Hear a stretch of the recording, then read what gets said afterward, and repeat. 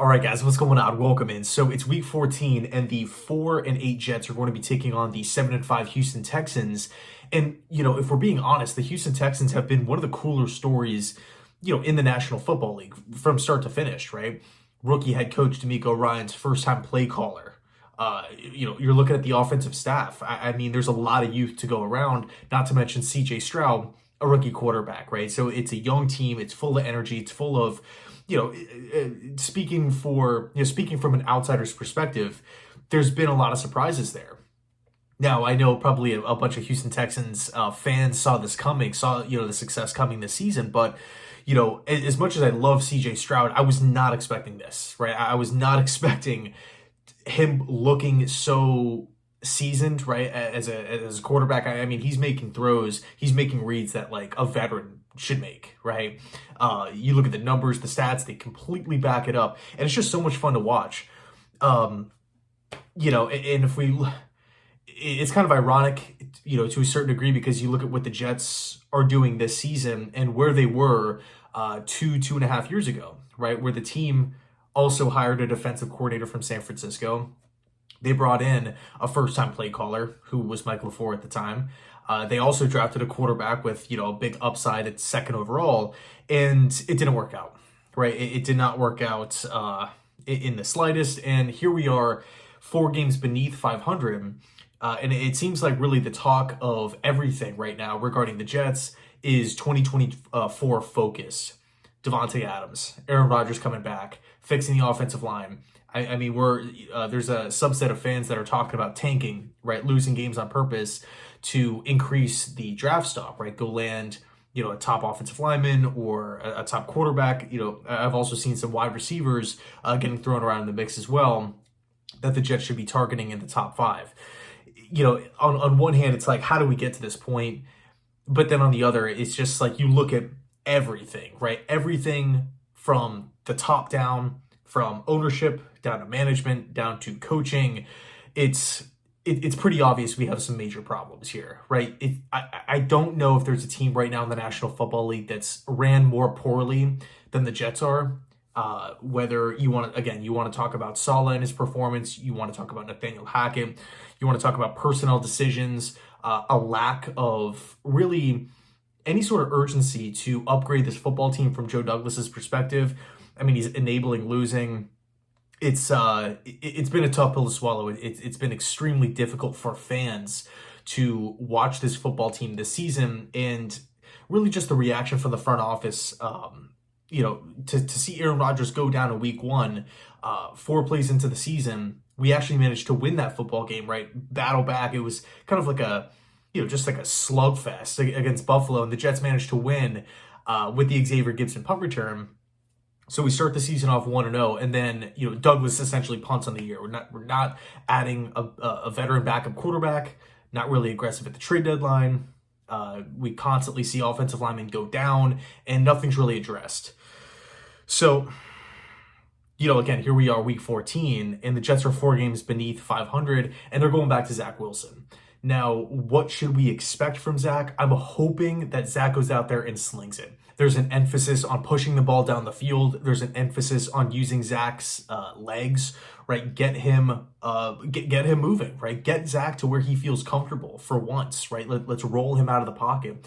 Let's get Zach doing what he wants to do. The season at this point is pretty much a lost cause as far as, winning the division and making the playoffs and whatnot. I just don't see how an offense with this many problems can turn it around so quickly and then go on this like massive winning streak. The Jets are going to have to win out to get to 9-8. Is that even good enough to make the playoffs? It's a pretty tough thing to ask right now, especially, when we look at the team and we're currently on a 5-game losing streak.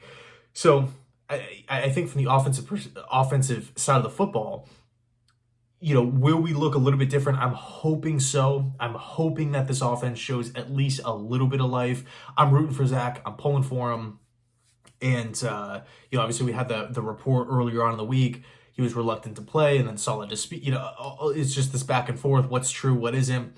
The bottom line is the offense is a complete mess.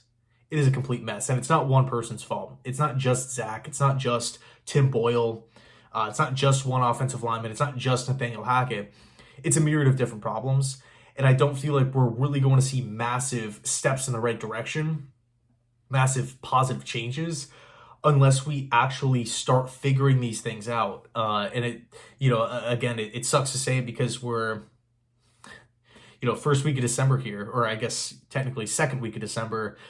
And, we're about to start talking about mock drafts in a win now season. It's not like we're the young rebuilding Houston Texans. We're the win now, older, veteran New York Jets, and we're talking about mock drafts. So, and potentially like losing out. So it's tough. I'm personally not rooting for the Jets to go out there and lose. But I will say if the Jets go out there and look like we have for the last month and a half, again, the 5 straight losses, and then even the win against the Giants was, not too convincing offensively. We ended up winning the game 13-10. If we look like that and the Texans continue to look like how they have this season, we could be in for a long Sunday, another long Sunday here. But again, the optimistic Jet fan in me is hoping for nothing but the best, hoping to see some life from the offense, from Zach. But we'll see how it goes. As far as the offensive line is concerned, this is just another disaster. According to Rich Cimini, the Jets are going to be in their ninth straight game where the Jets are rolling out a different starting offensive line. We've gone through 3 left tackles, 1 left guard, 2 centers, 6 right guards, and 5 right tackles this season. Man, it's just tough looking at that tweet, right? Looking at all the different, especially all the changes on the right side of the offensive line. Man, it's a tough pill to swallow, right? And it kind of makes you excited to focus on the offseason, free agency, trades, the draft. But, I honestly think it's a fair question. Do you even trust Douglas at this point in time to be making those decisions? Especially in the free agent market, because so many guys are, most players that he's brought in offensively have not worked out. They've been objectively disappointing. McCole Hardman not getting in the game, Dalvin Cook, Laken Tomlinson, CJ Uzama, the list goes on. It's been pretty brutal. But again, all we can really focus on is this week, 1 week at a time, and we're going to see where the Jets are at the end of the season. So Houston's, again, 7-5, they're rolling. We'll see what happens this Sunday. Personally, I get that it makes sense to continue to lose games for the draft pick and whatnot, but as far as like the culture goes, as far as like the message that sends to to some of our young core players, Garrett Wilson, he seems like he's fed up today. I can't imagine another 4 or 5 straight more losses just getting stacked on top. Like, oh man, it's just not a good feeling, right? Sauce Gardner, Quinton Williams, who just signed a big money extension, Quincy Williams, veterans like CJ Mosley, and man, it's tough. Hopefully we turn around, but we'll see how it all plays out. Let me know your thoughts down below. Thanks so much for watching, and as always, go Jets.